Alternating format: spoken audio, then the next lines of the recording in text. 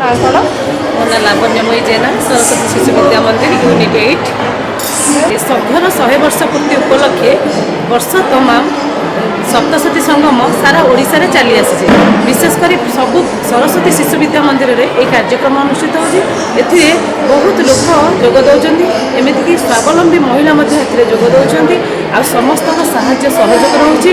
କାର୍ଯ୍ୟକ୍ରମଟି ବହୁତ ସୁନ୍ଦର ଭାବରେ କରାଯାଉଛି। ଆଜି ଏହାର ମାନେ ସମାରୋହ କାର୍ଯ୍ୟକ୍ରମ ରହିଛି। ଇଏ ହେଉଛି ଆମ ସପ୍ତଶତୀ ସଙ୍ଗମର ସମାରୋହ କାର୍ଯ୍ୟକ୍ରମ ରହିଛି। ଆଉ ଆମ ବିଦ୍ୟାଳୟରେ ଆଜି ଯେହେତୁ ହେଉଛି ଆମମାନେ ଗୌରବାନ୍ୱିତ, ଆଉ 250 ସଂଖ୍ୟାର ମା' ଆଜି ଯୋଗ ଦେଇଛନ୍ତି। କେବଳ ମା'ମାନଙ୍କ ଦ୍ୱାରା ହିଁ କାର୍ଯ୍ୟକ୍ରମ ଅନୁଷ୍ଠିତ ହେଉଛି। ଆଉ ଆମ ମାତୃଭାରତୀ 27 ଜଣ ଏହି କାର୍ଯ୍ୟକ୍ରମକୁ ସୁନ୍ଦର ଭାବରେ କରୁଛନ୍ତି। ये कार्यक्रमटी आरंभ केबे होइला ଜାନୁଆରୀ ମାସରୁ ଏହି କାର୍ଯ୍ୟକ୍ରମଟି ଆରମ୍ଭ ହେଲାଣି। ଏହି ମାସର ଏବେ ଶେଷ ହୋଇଗଲା। ଆଜି ହେଉଛି ତା'ର ସମାରୋହ ଦିବସ ଥିଲା।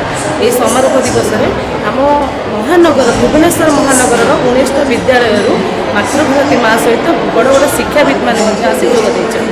এই प्रोग्राम द्वारा किसी हम समाज पर किसी प्रभाव पड़े ନିଶ୍ଚୟ ସମାଜ ଉପରେ ବହୁତ ସୁନ୍ଦର ପ୍ରଭାବ ପଡ଼ିବ। କାହିଁକିନା ମା' ଭଉଣୀମାନଙ୍କ ଭିତରେ ଥିବା ଲୁକାୟିତ ଗୁଣ ପ୍ରତିଭାମାନ ହେଉଛି। ଆଉ ସ୍ୱାବଲମ୍ବୀ କେମିତି ମା' ମାନେ ତାଙ୍କ ଅନୁଭୂତିରୁ କହୁଛନ୍ତି, କେମିତି ସେ ସ୍ୱାବଲମ୍ବୀ ହେଉଛନ୍ତି, ଏଗୁଡ଼ା ନିଶ୍ଚୟ ଆମ ମା'ମାନଙ୍କ ଭିତରେ ପ୍ରଭାବିତ ହେବ। ଆଉ ସେମାନେ ନିଶ୍ଚୟ ଆଗକୁ ଉନ୍ନତି କରିବେ ବୋଲି ଆଶା।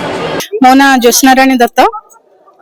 आज जो आसी सरस्वती शिशु विद्या मंदिर यूनिट 8 एटी कम पाई आछथि आज आसीचु आज होची गोटे पवित्र दिन जे कि हमर माँ माने मातृ कर्मशाला आमर करू से आम समस्ते मातृशक्ति गोटे कमिटी करूँ। आउ ता सहित आमर एमती भी आगरू भी सब स्कूल रे जेकोसी प्रोग्राम हुए आम भी पार्टिसिपेट करू।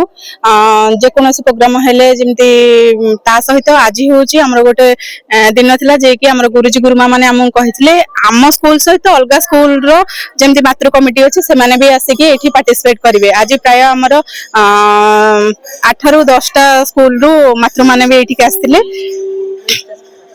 19टा स्कूल रू मातृ कमिटी माने एठी आसिकी हमर एकत्रित होइथिलु।